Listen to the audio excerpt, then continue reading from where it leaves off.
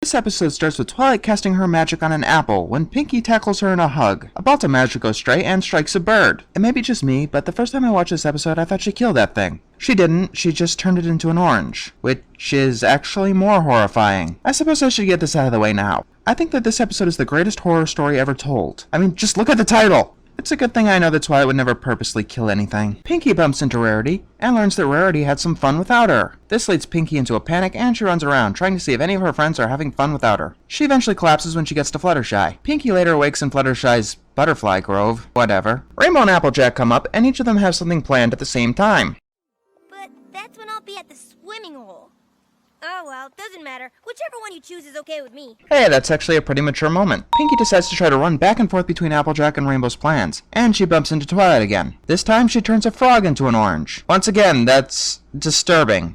Twilight tells Pinkie that the only way that she could be at both places at the same time is if there's more than one of her. Hey, it's like that moment with the book, except that Twilight isn't being oblivious or stupid here. Either way, it gives Pinkie an idea. She runs out to find something called the mirror pool, and goes wandering through the everfree forest. She eventually falls into a hole that leads her to a cave with the pool. Pinkie goes through it, chanting a rhyme, and BAM! Now there's two of them. It's immediately apparent that the clone is not up to Pinkie's intelligence level. It likes to bounce around and shout fun, so it's essentially a hyper-flanderized Pinkie Pie. One thing that I have to give credit for is that the clones, and yes there will be multiple ones,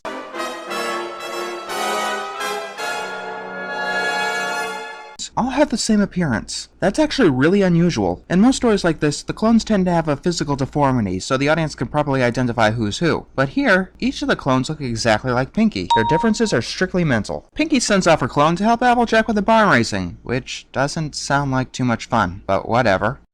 This is the greatest plan ever! Nah, Twilight trying to stop time still has a beat. The real Pinkie arrives at the swimming pool to find an exhausted Dash. Oh, and the conversation that Pinkie has referring to her clone is hilarious. In fact, all the comedy in this episode is top-notch. The Pinkie clone is on her way to Applejack's when she bumps into Fluttershy, who is having a fun picnic with her animal friends. Since the real Pinkie couldn't make a decision on where to go, there was no way in hell that clone Pinkie could. So she panics and goes to find the real Pinkie. Oh, and the real Pinkie breaks the laws of physics just to be considerate for Rainbow. Honestly, why do people say she was rude to her friends in this episode? Pinkie meets up with her clone, and she tries to get the information about the barn raising out of her. Then the Pinkie clone freaks out about her total inability to decide. And so the real Pinkie comes up with the idea to get more clones. And I do like this. This gets out of Pinkie's control in believable increments. It's not that she decides that she's going to clone herself and all of a sudden there's total anarchy. No, I'm not giving a point for this, but consider it a fusion point with the appearance one from earlier, for continuing to do the cloning plot correctly. So, Pinkie duplicates herself and her clone, and then the clones duplicate themselves without Pinkie. And again, and considering the number, I'm assuming they did it a few more times as well. Of course, this doesn't register alarm bells in Pinkie's head, so she decides to lead the horde into town, but not before teaching them the name of Pinkie's friends.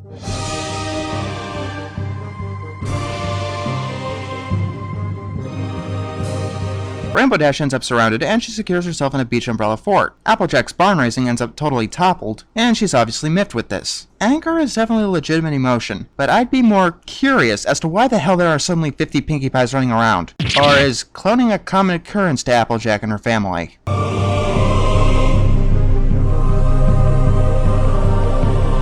Pinkie realizes how badly she screwed up, and that's a what have I done reaction that I can actually buy. Awesome! Everypony goes to Twilight for some reason to figure out a way to stop the Pinkie invasion. Twilight goes into a library to find the answer, and Spike finds a secret compartment that he's never seen before. Okay, why was the book in a secret compartment? Couldn't it just have been some random book lying around in the library? Like the Cutie Box book, unless there's something especially dangerous about this book that you're not telling us. The book has a spell that can send the Pinkie clones back into the mirror pool, or the mirror pond as the book calls it, but if she can't figure out who the real Pinkie is, then she might send her back by mistake.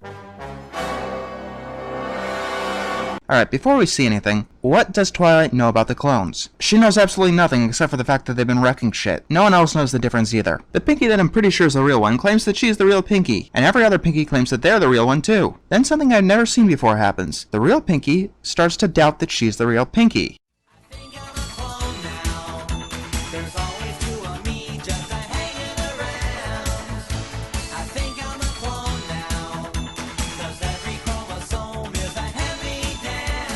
Way to break out of a cliche. And yeah, I'd find that to be totally in character for Pinkie, considering that there has been plenty of ambiguity this whole time.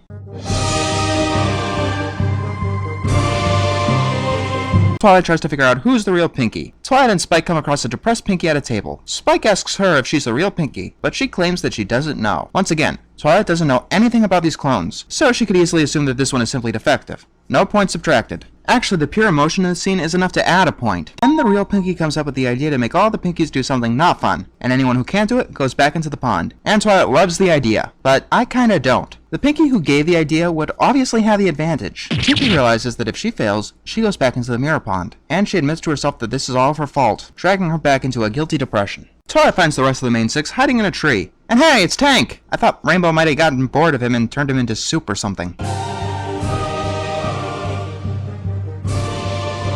Applejack rounds up all of the Pinkies and traps them in the town hall. Twilight gets them all to sit down, and Rainbow comes in with a depressed Pinkie that we're pretty sure is the real one, and drops her somewhere in the back. Then Twilight reveals the test: watching paint dry, which is totally hilarious. And yes, I do know about the fanfiction. After some time, some of the Pinkies get bored, and the absolute second they look away from the wall,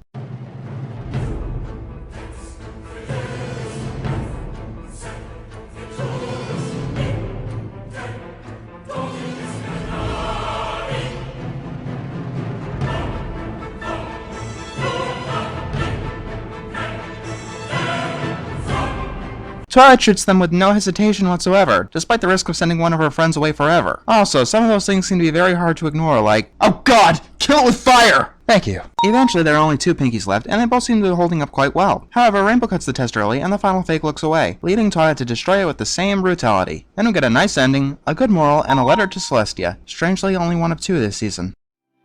That looks like fun.